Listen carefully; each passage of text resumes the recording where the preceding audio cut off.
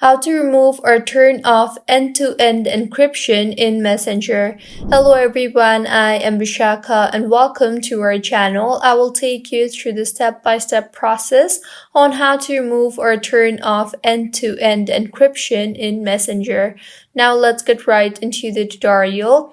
Firstly, go ahead and open the Messenger application on your device, and if you have enabled the end-to-end encryption with someone and want to remove it, then tap on the three dots on the top left of your screen and then tap on the settings button.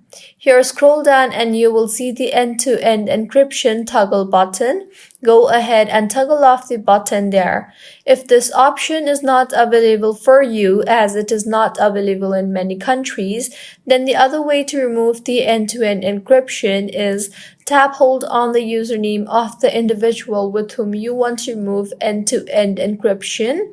You will see the delete button, so go ahead and tap on that and start a new conversation, as deleting the conversation will remove all the personalized settings with a particular individual. So this is how you can remove or turn off end-to-end encryption in Messenger. If you find this tutorial helpful, please make sure to like the video and do subscribe to our channel for more contents like this. Thank you for staying with us until the end.